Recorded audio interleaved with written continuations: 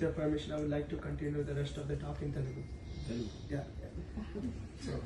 So ఉభయ జగద్గురులకి నా నమస్కరించుకుంటూ మా తల్లిదండ్రులకు కూడా నమస్కరించుకొని ఇవాళ మా అన్నయ్య గారికి కూడా నమస్కరించుకొని ఇవాళ నేను నరసింహ పంచరత్నం గురించి మాట్లాడాలనుకుంటున్నా.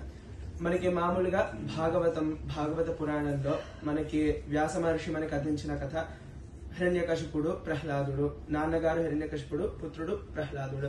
నాన్నగారికి విష్ణుమూర్తికి శత్రుత్వము కలిగి ఉన్నది, కానీ ప్రహ్లాదుడికి విష్ణుమూర్తి అంటే చాలా ఎక్కువ భక్తి.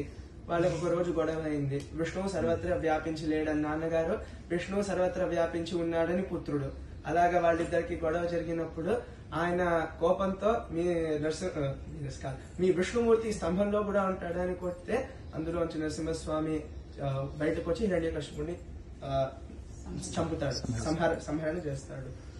మనకి మామూలుగా కథ అందించినది ఎందుకు అని మనం అనుకుంటే, విష్ణుమూర్తి యొక్క తత్వము సర్వత్ర వ్యాపించి ఉన్నది, పరమాత్మ యొక్క తత్వము సర్వత్ర వ్యాపించి ఉన్నది అనే మనం తెలుసుకోవాల్సిన విషయం ఇందులో. ఈ విషయాన్నే మనకి శంకరాచార్యులు చాలా వివిధమైన స్తోత్రాలతో అందించారు. అలాగే ఇక్కడ అన్నిట్లోకి ప్రధానమైన నృసింహస్వామికి సంబంధించిన 2 స్తోత్రాలు శంకరాచార్యులు రాసినవి నృసింహ కరావలంబ స్తోత్రము, నృసింహ పంచరత్న స్తోత్రము. ఇవాళ నృసింహ పంచరత్న స్తోత్రం గురించి మాట్లాడుకుందాము. ఈ నృసింహ పంచరత్నంలో శ్లోకాలు చాలా బాగుంటాయి. ఇది మనకి ఆకలేస్తే అమ్మకి ఆకలేస్తున్నట్టు మనకి పంచభక్ష పరమాన్నాలు పెట్టినట్టు మనకి అన్ని శ్లోకాల్లో శంకరాచార్యులు ఉపమానాలు, ఆ శ్లోకం యొక్క వర్ణన, ఈ ఆదేశాలన్నీ అందిస్తూ ఒక ప్యాకేజ్ లాగా మనకు ప్రతి శ్లోకాన్ని మనకి శంకరాచార్యులు అందించారు. అలాగే మనం మొదటి శ్లోకంలో చూస్తూ వచ్చాము. త్వత్ ప్రభుజీవ ప్రియం ఇచ్ఛసి చేత్ నరహరి పూజాం కురు సతతం ప్రతిబింబాలంకృతి ధృతి కుశలః బింబాలంకృతి మాతనుతే చేతో భృంగ భ్రమసి వృథా భవమరుభూమౌ విరసాయాం భజ భజ లక్ష్మీ నరసింహానఘ పద సరసిజ మకరందం. ఇక్కడ మొదటిగా మన ఈ ప్యాకేజ్ అనుకున్నాం కాబట్టి ఉపమానాలు చూస్తే ఈ జీవాత్మ పరమాత్మ యొక్క సంబంధాన్ని బింబ ప్రతిబింబ రూపాల్లో మనకి అందించారు.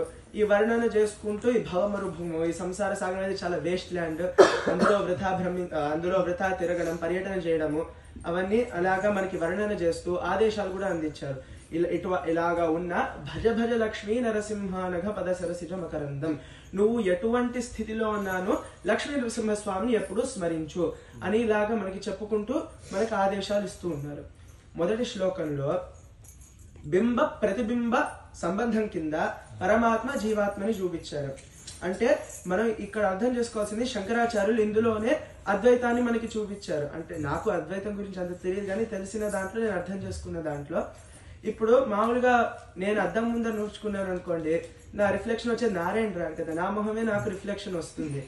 అందుకని ఇప్పుడు పరమాత్మ ఇక్కడ బింబం కింద నుంచినప్పుడు జీవాత్మ అటు ప్రతిబింబం కింద వచ్చారంటే శంకరాచార్యులు మనకి ఏం చెప్తున్నారు, ఇక్కడ పరమాత్మ జీవాత్మకి ఇక్కడ భేదం ఏం లేదు, ఇద్దరు ఒకటే అని అలా చెప్తూ, ఈ పరమాత్మ అనే ఈ బింబం ఏదైతే ఉందో అది నృసింహస్వామి, ప్రతిబింబం ఏదైతే ఉందో అది జీవాత్మ.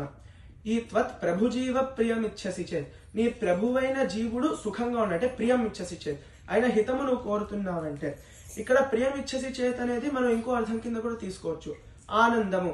ఎందుకంటే మనకి పరమాత్మ ఆనంద స్వరూపుడు అని చెప్తూ ఉంటారు. ఆనందం పరబ్రహ్మేతి వ్యజానాత్ అని మనకి భృగువల్లో చెప్తారు. పరమాత్మ ఆనంద స్వరూప ఇది.